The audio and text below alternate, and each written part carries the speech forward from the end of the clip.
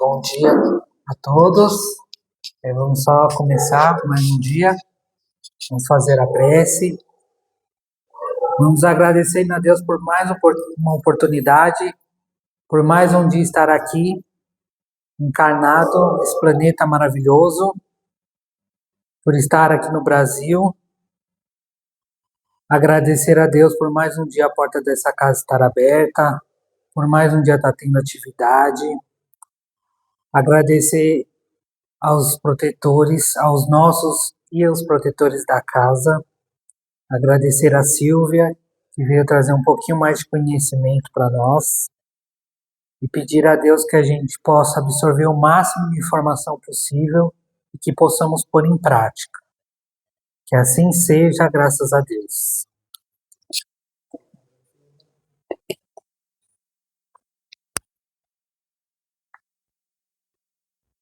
Bom dia, meus irmãos dos dois planos da vida.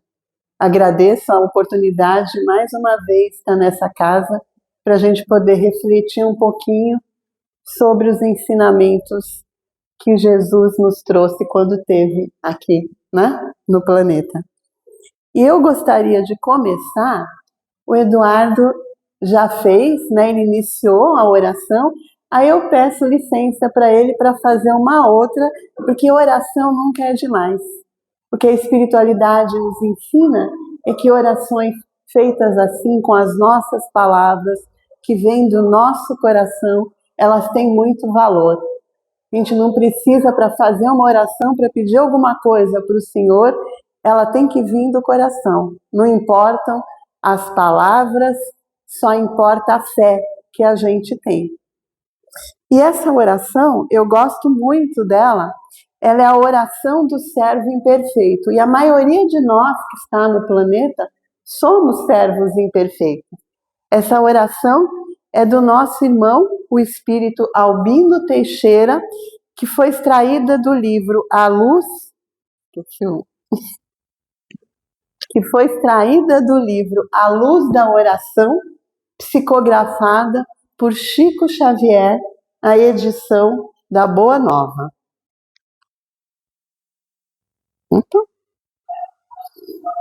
E ela diz assim: Senhor, dura é a pedra, entretanto, com a tua sabedoria, temo-la empregado nas obras de segurança. Violento é o fogo, todavia, sobre a tua inspiração, foi ele posto em disciplina em auxílio da inteligência.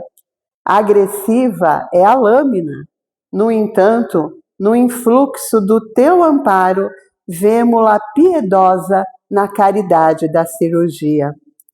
Enfermiço é o pântano, contudo, sob tua benevolência, encontramo-lo convertido em celeiro de flores. Eu também trago comigo a dureza da pedra, a violência do fogo, a agressividade da lâmina e a enfermidade do charco, mas com tua bênção de amor posso desfrutar o privilégio de cooperar na construção do teu reino. Para isso, porém, Senhor, concede-me por acréscimo de misericórdia a felicidade de trabalhar e ensina-me a receber o dom de servir. Bom dia, meus irmãos, sejam bem-vindos. Eu gosto muito dessa oração porque ela fala da transformação que Deus faz em nós ao longo de diversas encarnações. Quando ele diz que a dura é a pedra, mas com a sabedoria nós temos empregado em obras de segurança. Assim como a pedra pode ser utilizada muitas vezes para machucar, ela pode ser usada para construir uma casa, um hospital. E aí nós temos, né, os tijolos, a alvenaria. Violento é o fogo. Sobre tua inspiração foi ele posto em disciplina. E o quanto o fogo é útil para nós em casa, nas obras.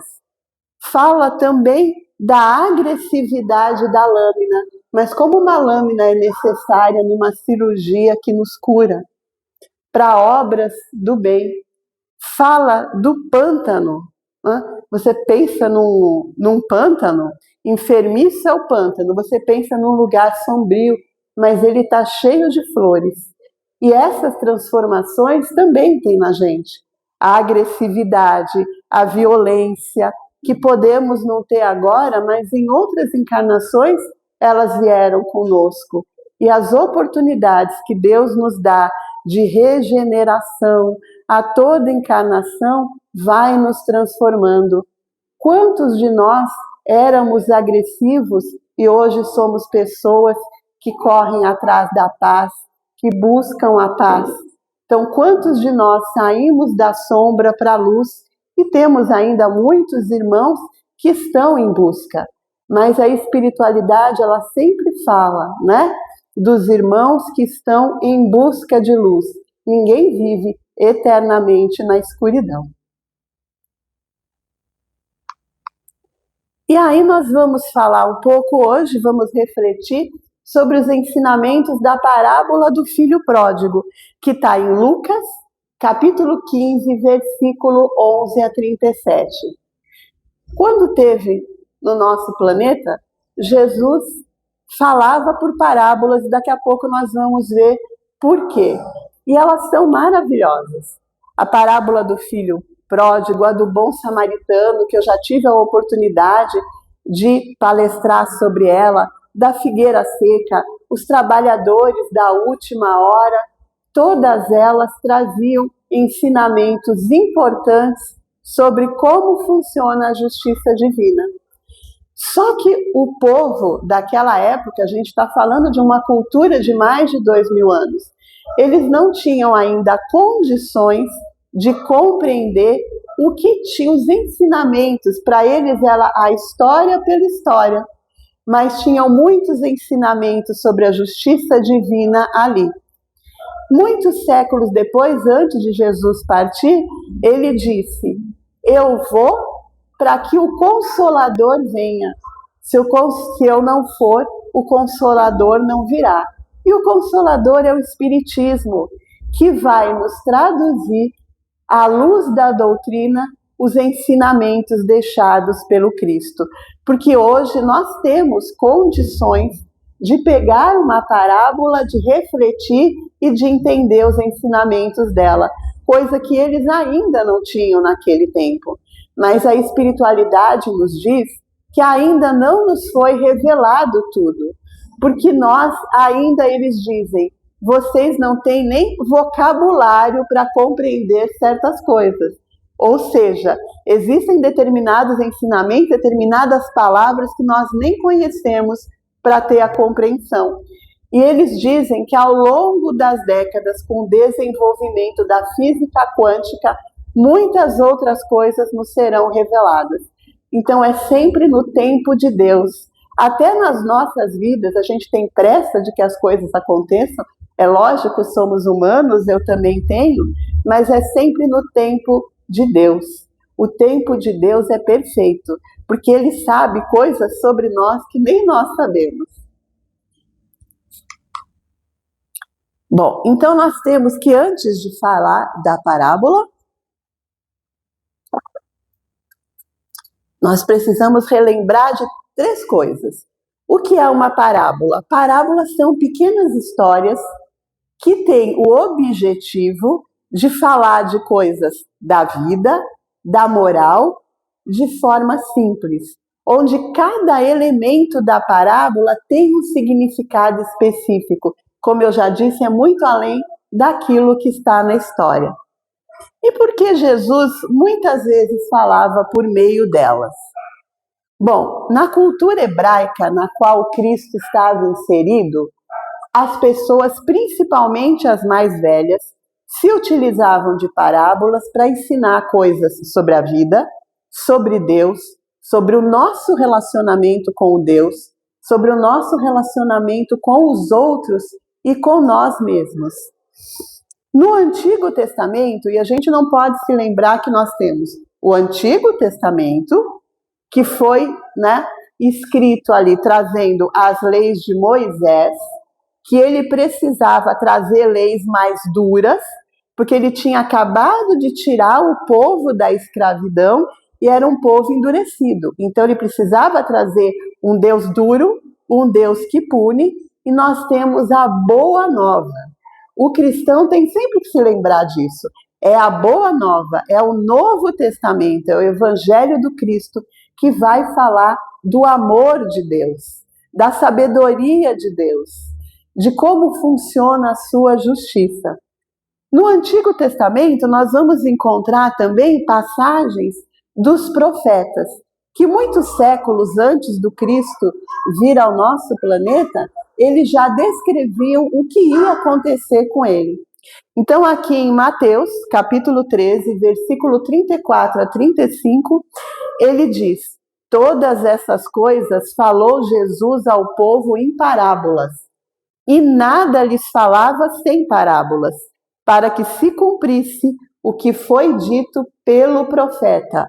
Abrirei em parábolas a minha boca e publicarei coisas escondidas desde a criação.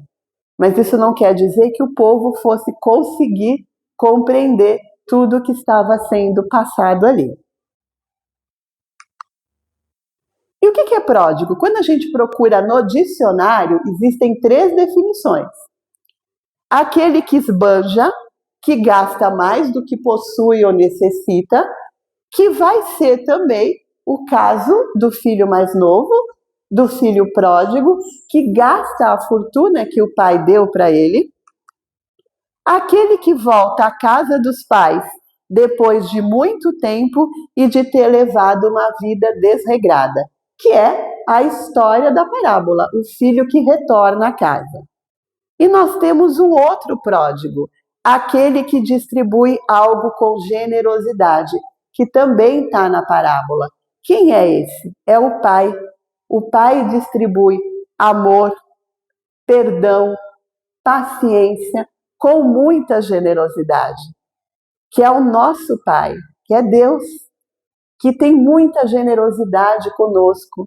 Não importa o que façamos, ele continua acreditando que a gente possa evoluir. Só que como nós vamos ver mais para frente, né? A gente pode aprender essa evolução pelo amor ou pela dor. Mas ele é um pai tão maravilhoso que mesmo nos momentos de dor que fomos nós mesmos que causamos, assim, mas eu estou passando por uma situação tão difícil e não causei nada, eu só tenho feito bem. Só que a gente não pode esquecer que a vida que estamos vivendo agora é apenas um capítulo das muitas encarnações pelas quais passamos. E a espiritualidade diz que muitas vezes, se aquilo que passamos não tem origem nessa encarnação, muito provavelmente tem na outra. E eles ensinam também que é a fé com que a gente passa, aceitar o sofrimento, continuar acreditando em Deus, nos faz evoluir muito e nos leva para uma próxima reencarnação em situações muito melhores da que estamos hoje. Bom, a história inicia como? Um pai tinha 2 filhos. Um dia, o mais jovem se dirigiu a ele e disse: pai, eu não quero mais ficar aqui. Eu não quero viver com regras, eu quero ter liberdade de escolha, eu quero ir para onde eu quiser, eu quero mesmo liberdade. E para isso eu preciso que você reparta a herança e me dê a minha parte. Então vamos refletir um pouco sobre esse trecho. Nós estamos falando de há mais de 2000 anos, onde a sociedade era estritamente, rigorosamente patriarcal. Ou seja, o pai era o chefe da família. O pai é que mandava, é que ditava as ordens e os filhos obedeciam. E normalmente, com algumas exceções, os filhos moravam na casa dos pais. E até mesmo depois de casados, ficavam por ali. Tinham as tribos, né, que eram compostas muitas vezes pela família. E aí nós temos a herança. Como que funciona a herança hoje? Da mesma forma. Quando o pai morre, ou seja, hoje quando o pai, quando a mãe, quando alguém responsável morre, mas naquela época, a gente está falando de uma sociedade patriarcal, era o pai. Aí é que a herança era dividida. Quando ele diz para esse pai que ele quer a parte dele na herança para ir embora, ele está, na verdade, dizendo para o pai que o pai morreu para ele. Que o pai não existe, que ele não se importa mais com o pai. Ele vai embora e ele não pretende voltar. Acabou. Isso é de um desrespeito tão grande. Hoje já seria um desrespeito, imagina naquela época, considerar o pai morto. E o pai tinha poder para dizer para ele, a partir de hoje, eu não te considero mais meu filho. E se você quiser ficar aqui para ter onde morar, roupa para comer, você a partir de hoje será meu servo. Mas o pai não fez isso. O pai podia ter expulsado o filho de casa, sem nada. Mas o pai não fez isso. Se nós sairmos um pouquinho da história, formos para São Francisco, séculos depois, Francisco de Assis era filho de um homem com muito dinheiro. Ele era filho único. E aquele mercador sonhava que o filho fosse lhe dar netos, fosse levar os negócios da família. Mas Francisco não queria isso. Francisco queria servir ao Senhor, queria trabalhar pelos seus irmãos. Quando o pai tenta demovê-lo daquela ideia, quando ele não consegue, o que o pai faz? Coloca Francisco para fora de casa sem nada, inclusive sem roupa. E Francisco atravessa, entra no monastério e a gente sabe quem foi Francisco de Assis. Séculos depois, o pai de Francisco já fez isso. Mas esse pai fez? Não. Quando esse filho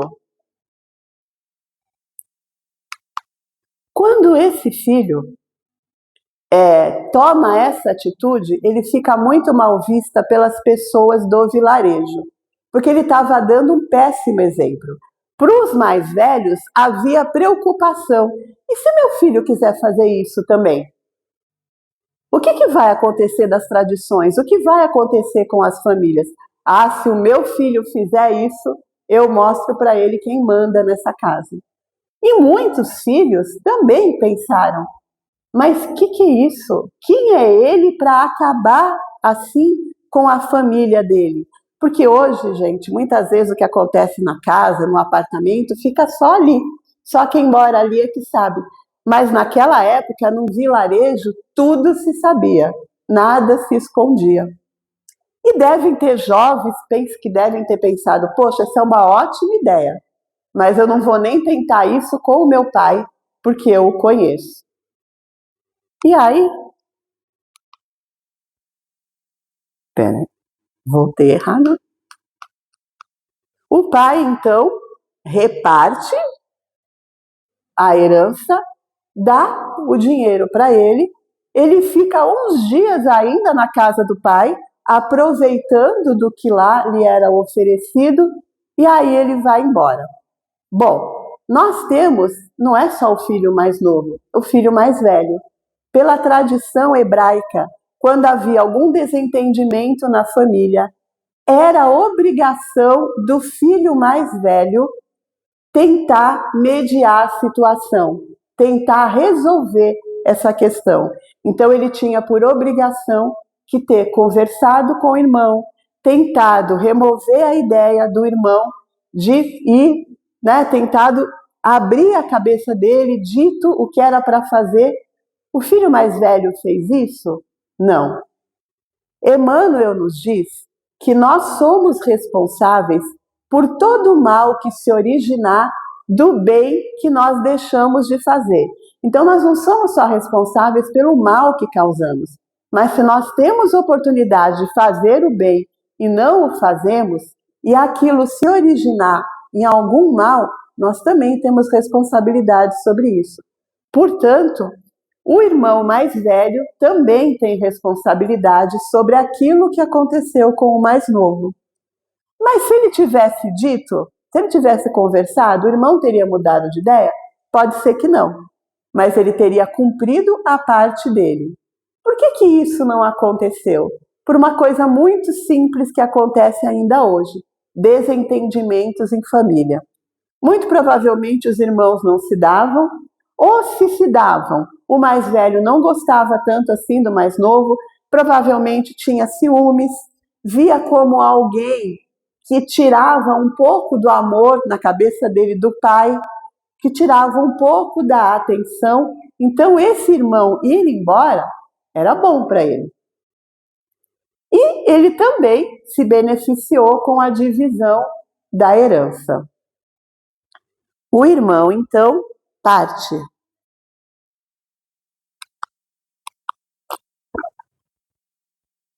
E ele vai para uma terra distante. Ele não pegou aquele dinheiro e falou assim: olha, eu vou construir a minha vida, vou comprar um pedaço de terra, vou abrir um negócio, vou construir a minha família, ganhar o meu dinheiro. Não, ele não era do trabalho, né? Ele era de querer aproveitar o que tinha sido lhe dado. Então ele começa a gastar dinheiro com mulheres, com bebida, com comida. E nós sabemos, gente, existem dois tipos de pessoas que estão ao nosso lado. Aquelas que nos amam, e aí independente é mais ou menos como um casamento, é na alegria e na tristeza, na doença e na saúde, né? Na riqueza e na pobreza. Essas são aquelas que nos amam, que vão estar conosco. E tem aquelas que, dependendo da nossa situação, estão conosco por interesse. Aqueles que nos amam não nos abandonam nunca. Quem está conosco por interesse, a gente sabe o que acontece. As pessoas que o amavam, ele deixou para trás. Então ele usa todo o dinheiro, ele aproveita, ele tem uma vida de luxo. Só que todos nós sabemos o que acontece quando o dinheiro só sai e não entra. Então é óbvio que chegou um momento em que ele estava sem nada. E aqueles que estavam com ele por interesse, porque ele bebia e pagava, né? Oferecia alimentação, festas, se afastaram. E ele ficou sozinho num lugar distante, onde a população era conhecida por gentios. Quem são os gentios? Todos aqueles que não são judeus são considerados, são chamados por eles de gentio. Para eles, não é judeu, são pessoas impuras. Ele estava, então, no meio de pessoas consideradas impuras e chega uma grande escassez na região. A fome chega na região. E ele pede, então, ajuda para uma pessoa e a pessoa o coloca para cuidar dos porcos. E aí nós temos um outro simbolismo. Os judeus consideram os porcos como animais impuros. Por quê? Eles comem as próprias fezes. Então não é o único animal, né, que faz isso. Mas para os judeus, um judeu não come carne de suína de jeito nenhum. E aí nós temos este homem no meio de pessoas consideradas impuras, cuidando de animais considerados impuros. E aí, ele sente tanta fome, mas tanta fome. Meus irmãos, a fome dele era tanta que ele queria comer aquilo que era dado aos porcos. Mas não lhe era permitido isso. E aí, ele se lembra da casa do pai. Porque na casa do pai não faltava pão. Os servos eram bem tratados, se alimentavam como ele se alimentava. E aí ele vê o que ele tinha feito da vida dele. Ele largou, e temos um simbolismo aqui. Não eram as pessoas que eram impuras ou os animais que eram impuros. Jesus traz ali na parábola pessoas e animais que eram considerados impuras pelos judeus, mas na verdade para falar das impurezas que estavam no filho mais novo. As impurezas estavam dentro dele, não fora, nos sentimentos, nas atitudes, nas emoções, nos pensamentos dele eram impuros, e não o local que ele estava. E aí ele se lembra do pai. E ele quer voltar para casa.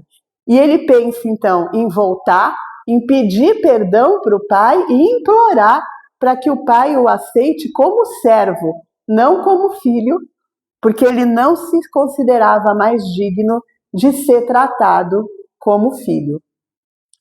E aí ele retorna. E aí nós temos que pensar, meus irmãos, tantos anos passados dessa parábola, e quantos de nós deixamos o certo pelo duvidoso? Quantos de nós abandonamos, às vezes, a família, um trabalho, deixamos algum amigo para ir buscar um que seja mais influente, alguma coisa que vá nos trazer na nossa cabeça alguma coisa boa que é incerta, mas na minha cabeça, para mim, é melhor. E eu deixo, a gente faz isso. Obrigada. A gente faz isso ainda hoje. Você tem, porque às vezes a gente vai buscar uma situação melhor, mas quando a gente vai atrás daquilo, a gente percebe que não é tão melhor assim. Que melhor era a pessoa com quem realmente eu estava, melhor ela está na minha família, melhor era aquele outro emprego, melhor era aquela outra situação. Muitas vezes a gente vai atrás e realmente a coisa acaba se tornando e muitas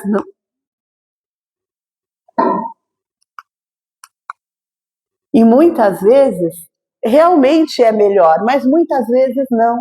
Então a gente tem que refletir o que realmente é melhor para a gente.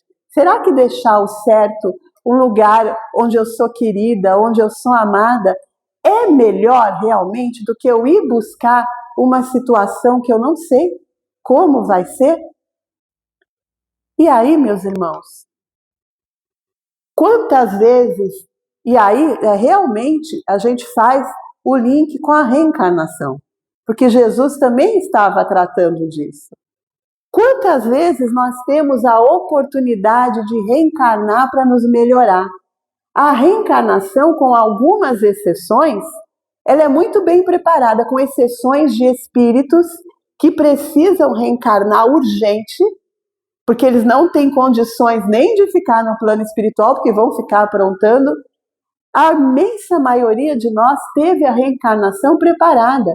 E muitos de nós escolhemos situações difíceis para passar, para podermos, só que alguns de nós escolhem situações difíceis demais, que é para poder espiar tudo de uma vez. Só que quando a gente chega aqui, a gente tem a memória apagada e assim precisa ser. Porque senão, já pensou se nós estamos nessa sala agora e tem alguém para quem eu fiz mal? E essa pessoa se lembra? Ou alguém que fez mal para mim e essa pessoa se lembra? Então nós somos colocados entre pessoas que nós precisamos estar para a nossa evolução. Então a nossa memória, sabiamente, de forma abençoada, é apagada. E nós não nos lembramos mais das nossas promessas. E a gente chega aqui e deixa a vida nos levar. Alguns não. Nós temos exemplos maravilhosos aí de pessoas que vêm, que cumprem, que fazem mais do que era esperado, como Chico Xavier.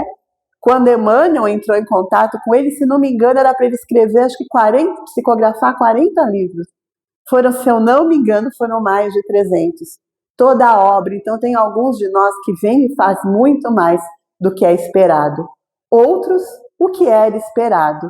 E muitos não cumprem. E aí a gente retorna numa próxima encarnação, como Deus é maravilhoso, nos dando outras oportunidades. E Deus nos dá a oportunidade não só quando inicia uma reencarnação. Deus nos dá a oportunidade todos os dias quando o dia começa. E não importa a nossa idade, não importa se eu tenho 20, se eu tenho 50, se eu tenho 80, eu sempre tenho a oportunidade de fazer algo diferente para mudar o meu futuro. Ah, mas quanto futuro tem alguém de 80 anos? Meu pai viveu até os 92. Mas o futuro que a gente fala não é hoje. O futuro são as próximas encarnações. O futuro de nós, enquanto espírito, ele é infinito. O que eu faço hoje determina o meu futuro de amanhã. Então, as reencarnações para nos melhorarmos, só que ao invés disso, a gente deixa a vida nos levar, desperdiçamos a oportunidade que Deus, nosso Pai maior, nos dá. Por isso, Deus, na sua imensa misericórdia e bondade, nos dá o livre-arbítrio. O que é o livre-arbítrio? Eu iniciei falando disso. É o poder de escolha, porque é um poder, a escolha ela é um poder da gente escolher entre o amor e a dor. Como eu quero aprender? A maioria de nós, quantas e quantas vezes eu escolhi aprender pela dor? É um poder meu. Quando a gente pode aprender pelo amor. É o livre-arbítrio. Deus é tão justo que ele nos dá o terreno e deixa plantar aquilo que a gente quiser. Mas por ser justo, a gente só vai colher o que plantou. Ninguém colhe girassol se plantou espinhos. Mas nós vamos aprender, a espiritualidade diz, ninguém está condenado ao sofrimento eterno. Todos nós vamos evoluir, isso faz parte da justiça divina. Quanto tempo vamos levar depende das nossas escolhas. Mas todos nós que estamos aqui vamos evoluir. Isso faz parte da justiça divina. E um dia vamos aprender a escolher, né, o caminho certo.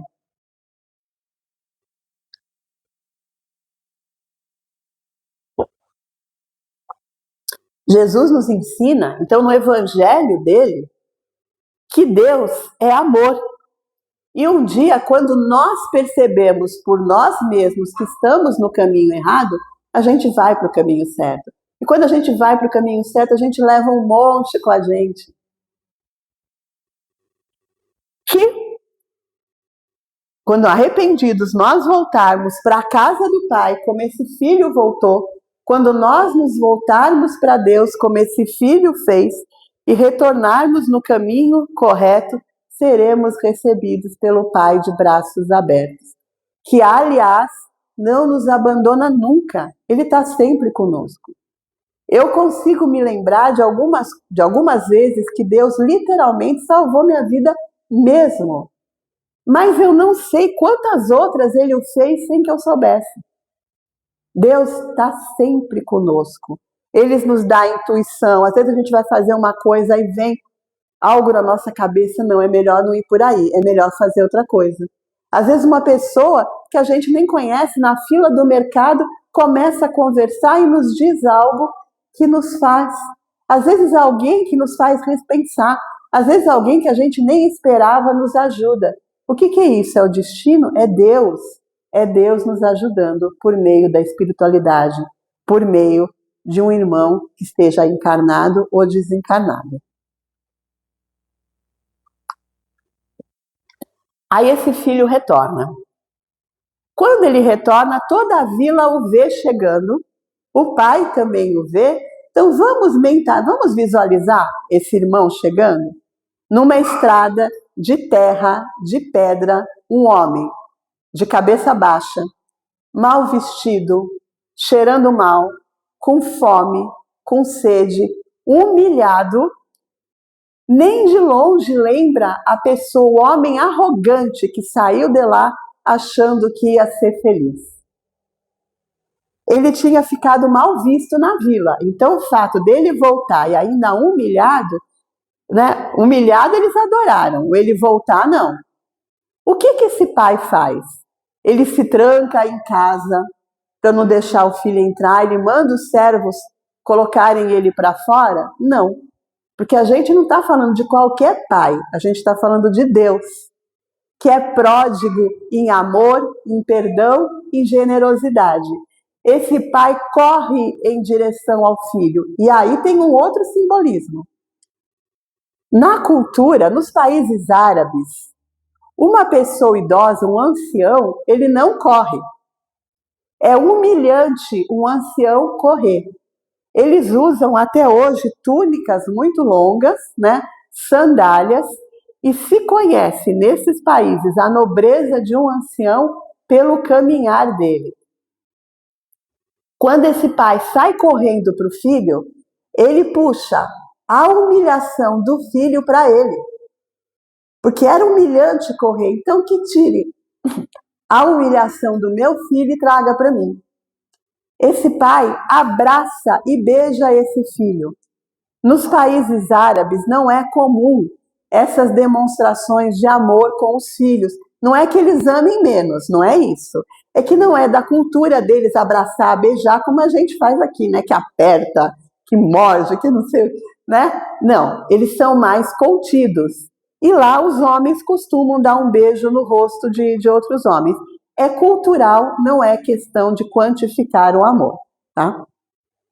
Esse filho, ele tá sujo, ele tá cheirando mal, e mesmo assim o pai abraça, aperta, beija. Por quê? Deus nos aceita com as nossas impurezas, com as nossas imperfeições. Ele sabe que somos ainda espíritos imperfeitos, e ele nos aceita assim. Por isso, independente da situação que ele estava, esse pai o abraça e beija. Eu te aceito como você é. Eu acredito em você. Que bom que você voltou. E aí, fazendo isso, ele faz com que o vilarejo veja que ele aceitou o filho de volta. E aí ele pede, o filho está mal vestido, está sujo, ele pede para que traga a melhor túnica. A melhor túnica naquela cultura sempre era do pai. Ele pede para que traga sandálias e ele pede para que traga um anel. O anel, ele simboliza a aliança que havia sido quebrada pelo filho quando o filho partiu. Mas quando o filho retornou, ele está fazendo novamente a aliança com esse filho. E o filho, então, é vestido, é calçado, mas faltou alguma coisa. Ele estava sujo, estava fedido, faltou a parte do banho, né? Não, não faltou. E aí tem um outro simbolismo, a outra explicação. O pai o aceita de volta da forma como ele é. As impurezas, a sujeira do corpo dele, voltamos a dizer, são impurezas internas, de sentimentos, de ações e de pensamentos. Só cabe a nós limparmos essas impurezas. O pai não pode limpar para a gente. O pai não podia mandar dar um banho no filho e tirar as impurezas internas. É a mesma coisa, quem tem filho aqui. O filho vai para casa com lição e você faz a lição do seu filho. Ele tira 10, mas não foi ele. O 10 não é dele, o 10 é seu. Então cabe a nós. É por isso que ele é vestido da forma que ele está.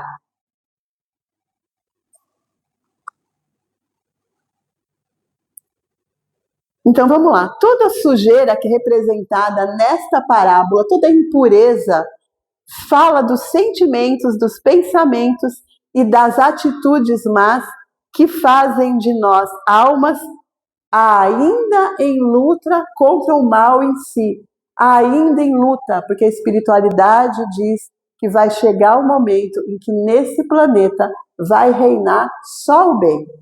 Então nós ainda estamos em luta. A gente ora muito pedindo para Deus para que nos livre do mal, para que livre a nossa família do mal.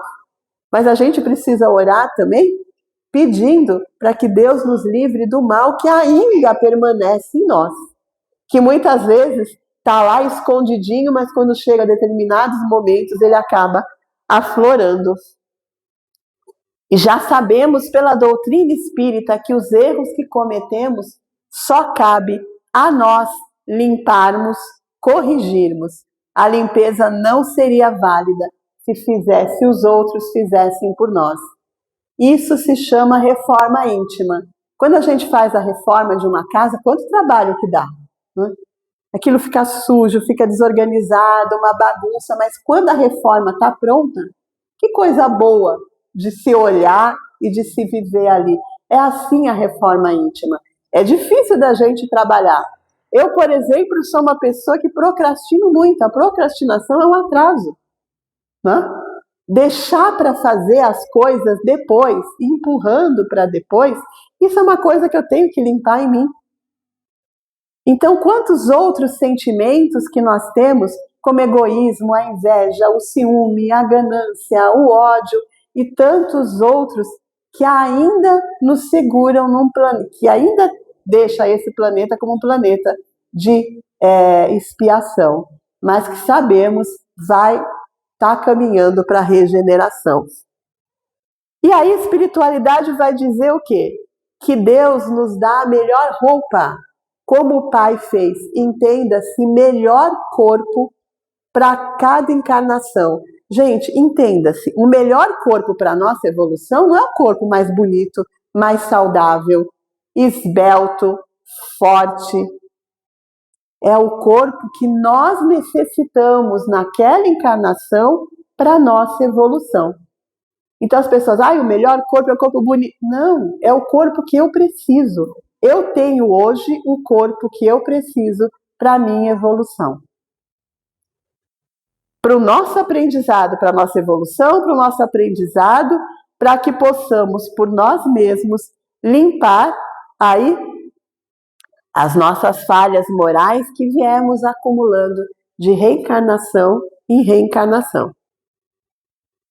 Quando chegamos a essa encarnação, como assim a todas as outras, Deus nos deu a oportunidade de tomarmos um banho de luz.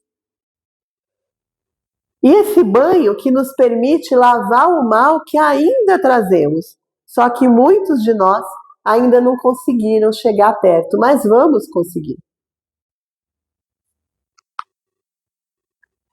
Mas aqueles que procuram pelo Cristo, que é o caminho, ele mesmo diz, eu sou o caminho, a verdade e a vida. Ninguém chega ao Pai se não for por mim. Porque Jesus trouxe o amor do Pai, nos ensinou sobre a justiça divina. É só seguirmos.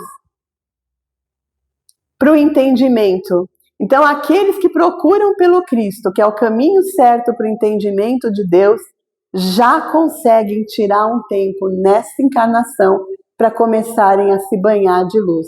E o que é isso? É fazer o bem.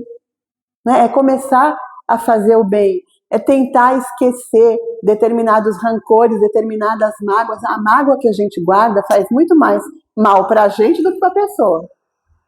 A raiva que a gente guarda de alguém por alguma coisa que nos fez, a pessoa nem lembra mais. Então aquela raiva não faz mal para ela, mas faz mal para a gente. Então, como já nos disse uma vez o nosso irmão Kardec, nascer, viver, morrer, renascer uma vez ainda, progredir sempre. Tal é a lei. Que lei? A lei de Deus. Ele vai nos dando oportunidades para cada reencarnação a gente melhore. A espiritualidade já diz, a gente nunca piora. Nessa encarnação, nós não somos piores do que fomos na outra. Ou a gente permanece ali parado, não evolui, ou a gente melhora. Nunca pioramos de uma encarnação para outra. Bom, então vamos lá. E agora nós vamos nos aproximando do desfecho. Esse filho, então, que o pai já se humilhou para tirar a humilhação dele, mostrando que foi aceito, colocou a melhor túnica, e aí o pai vai fazer uma festa para esse filho, para que toda a vila participe e veja que o filho foi recebido de volta com honras. Aí ele manda matar um boi cevado, um boi gordo. Isso era um luxo. Naquela época, eles mandavam matar ali um cabrito e aquela carne tinha que durar. Então, eles se alimentavam de pequenas porções de pão, de carne e de outras coisas que existiam na época, mas não era fartura. Um boi dava para alimentar a aldeia toda, e a ideia era essa, né? Mostrar a alegria de ter o filho de volta. E aí, o papel importante que representa o filho mais velho. O filho mais velho chega, vê aquela festa, ele fica desconfiado, ele não sabe que o irmão voltou, ele não entra na casa. Ele chama um servo e pergunta o que está acontecendo. E aí o servo diz, o seu pai mandou matar um boi gordo para fazer uma festa para o seu irmão que voltou. O filho fica irritadíssimo e se recusa a entrar na casa, fica na parte de fora. Quando o pai sabe que o filho está lá, o pai manda chamar o filho para compartilhar com eles. Para compartilhar daquela alegria com eles. Só que o filho se recusa a entrar. E aí, voltando na tradição da época, quando um filho se recusa a entrar na casa do pai, o pai tem o direito de expulsar aquele filho. Esse pai fez isso? Não. Esse pai é Deus. Assim como ele deu a herança para o filho, ele aceitou o filho de volta, ele foi até o filho mais velho para levar o filho para dentro. Quando o filho vê o pai, ele diz: eu fiquei com você, eu te sirvo há anos, nunca questionei uma ordem sua, e você nunca me deu, o senhor, né, não se refere a você, e o senhor nunca me deu um cabrito para eu comemorar com os meus amigos, mas para esse teu filho, que gastou a tua herança, que foi embora, você manda matar um boi gordo? E o que esse filho representa? O egoísmo, a inveja. Ele está preocupado primeiro, né? Primeiro a inveja, porque ele nunca teve nenhum cabrito para comemorar. E o irmão teve um luxo impensável na época. Depois a inveja por aquele irmão que foi embora, que ele deu graças a Deus de ficar livre e ter voltado e o pai tê-lo acolhido. Então esse filho representa exatamente isso na parábola, o egoísmo, a inveja. Aí o pai diz: filho, você sempre esteve comigo, tudo que é meu é seu, mas o teu irmão estava morto e reviveu, estava perdido e se encontrou. Entra, vem se alegrar com a gente, mas ele não estava alegre. E aí vem a questão novamente da nossa reencarnação. Quem nós somos na parábola? É para a gente refletir um pouco. Nessa encarnação, nós somos o filho mais novo que desperdiça a oportunidade de uma reencarnação, levando uma vida fútil, se preocupando com coisas não importantes, se preocupando só conosco e não com os outros. Ou o filho mais velho, que representa o egoísmo e também inveja. Ou uma mistura dos dois. Aí fica para a gente refletir um pouco o que nós estamos fazendo da nossa reencarnação.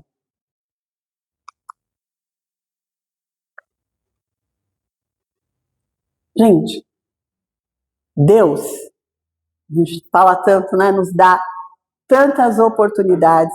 Muitas vezes a gente está passando por situações difíceis, mas a gente tem que ter, essa imagem não dá para ver direito, mas a pessoa, ela está no escuro, olhando para o céu.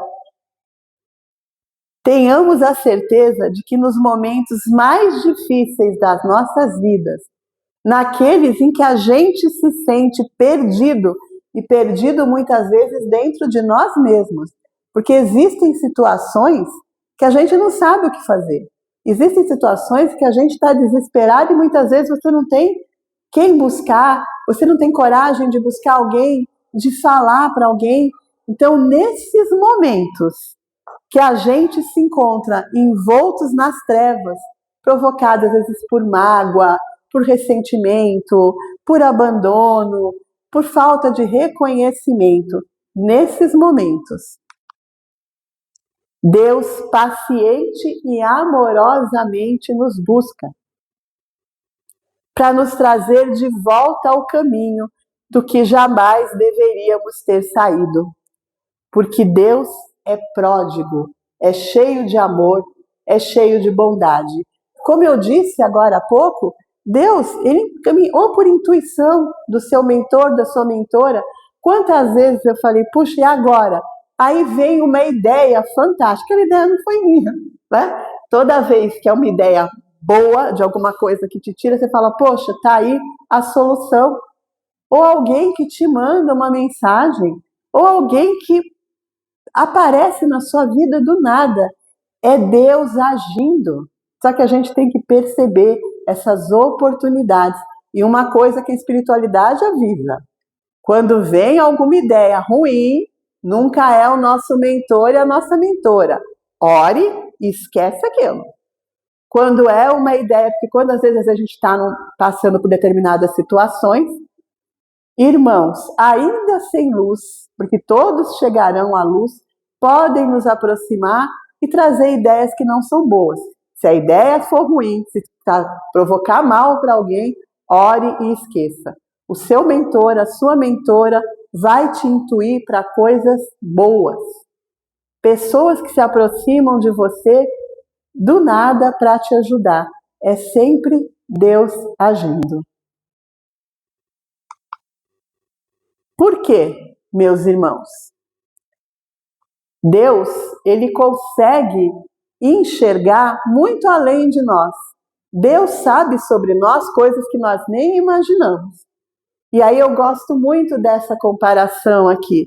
Qualquer um pode enxergar a semente dentro do fruto. Olha o tamanho da semente do abacate. A gente abriu uma melancia, uma banana, a laranja, todas as frutas, a gente enxerga a semente. Mas só Deus consegue enxergar o fruto dentro da semente. Quando você tem só a semente, nenhum de nós, eu posso imaginar, isso aqui vai dar um abacateiro, mas eu não enxergo o abacateiro lá dentro. Se ele vai ser um abacateiro saudável, se nesse primeiro momento, o que vai acontecer? Mas Deus sabe exatamente o que vai acontecer com cada um de nós. E Ele acredita, Ele tem fé, Ele tem esperança em nós. E nós temos aqui a mensagem de nosso irmão Chico Xavier, que diz que embora ninguém possa voltar atrás para fazer um novo começo, qualquer um pode começar a partir de agora a fazer um novo fim. E isso, vamos pensar, nessa encarnação, independente da minha idade, eu sempre posso fazer alguma coisa que vá mudar a forma como eu estou levando a minha vida. E isso vai melhorar muito quando eu for para outra encarnação. E a gente não está falando só do recomeço dessa encarnação. Eu posso, a minha história enquanto espírito começou lá atrás, quando Deus criou a minha alma. Se eu comecei torto lá atrás, e com certeza eu comecei muito torto, né? Porque eu ainda estou num planeta de provas e expiações, eu posso, a cada reencarnação e a cada dia dessa reencarnação, melhorar e mudar aí e chegar mais rápido àquilo que Deus diz que todos nós vamos, que a espiritualidade nos diz, que todos nós seremos espíritos perfeitos um dia. Eu me olho hoje e falo, ai gente, será que é verdade? Mas a espiritualidade está dizendo, todos nós, pela justiça divina, seremos um dia espíritos perfeitos. O quanto tempo vai levar isso? Depende apenas de nós. E aí, eu gostaria, já saindo um pouco do tema da palestra, mas ainda continuando, porque ela fala também de reencarnação. Eu vou dar um exemplo de uma história que chegou para mim de uma pessoa que frequentava um centro espírita. Ele era um trabalhador e ele era uma pessoa muito boa. Ele era um ótimo pai, ele era um ótimo amigo, ele era um ótimo trabalhador do centro espírita, ele era tudo de bom naquela encarnação. E um dia, trabalhando, ele perde um dedo. E aí as pessoas se revoltam, falam assim, como? Porque aí está a questão, quando a nossa vida está boa, uns agradecem a Deus, outros nem isso. Mas quando a vida fica ruim, aí a culpa é de Deus. E aí todos questionando, por quê? Que uma pessoa tão boa, tá vendo? Não adianta a gente fazer coisas boas, porque coisas ruins vão acontecer. E aquilo ficou no centro durante muito tempo, até que um dia o dirigente do centro veio dar uma palestra. E ele falou, há muitos séculos, um senhor de terras que possuía escravos, um senhor muito mau, numa noite de chuva, de tempestade, ele mandou que se trancassem os cavalos no celeiro para que os animais não fugissem. O escravo que ficou, né, para fazer isso, às vezes com medo do trovão, coisa, não fechou direito. E os cavalos fugiram. Esse senhor pegou esse escravo e, afinal de contas, era dono, né, fazia o que queria. E aí ele enfiou o braço do escravo na máquina de moer cana. É óbvio, numa época que não tinha médico nem para quem tinha dinheiro, imagina para o escravo. Aquilo infeccionou, gangrenou e ele morreu. Esse dono depois morre, esse senhor de escravos morre, volta para o plano espiritual, passa por coisas que tem que passar, e quando ele se dá conta do mal que ele fez, ele pede para a espiritualidade, para que quando ele retornasse para o plano espiritual, quando ele tivesse a idade do escravo, que a mesma coisa acontecesse com ele, que acontecesse um acidente em que ele perdesse o braço nessa altura, porque aí ele expiaria. A expiação é isso, meus irmãos, é passar por aquilo que eu fiz o outro passar. Então é exatamente isso. Expiar é passar por aquilo que eu fiz o outro passar, porque só quando eu passo eu sei o que o outro sentiu.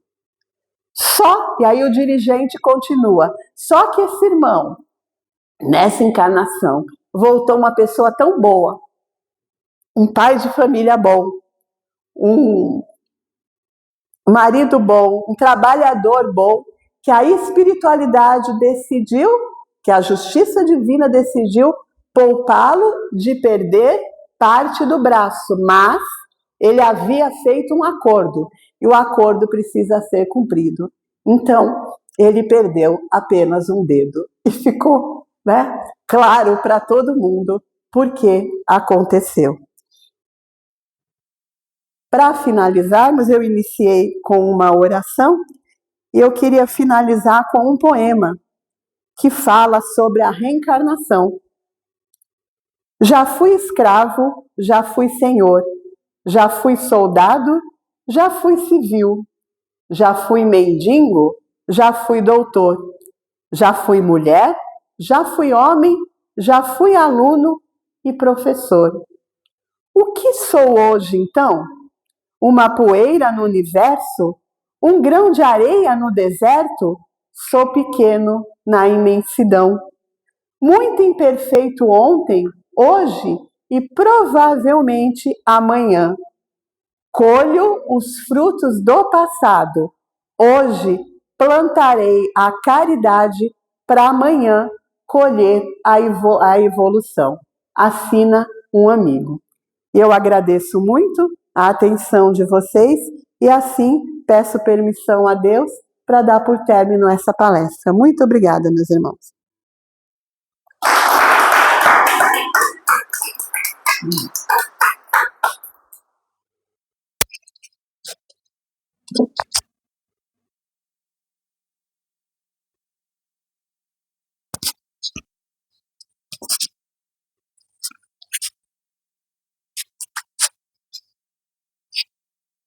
Vamos agradecer a Deus por mais uma oportunidade, agradecer a Deus por estar iniciando mais uma semana, que a gente possa fazer tudo diferente, que a gente possa consertar os nossos erros, perdoar quem nos ofendeu, pedir perdão para quem ofendemos,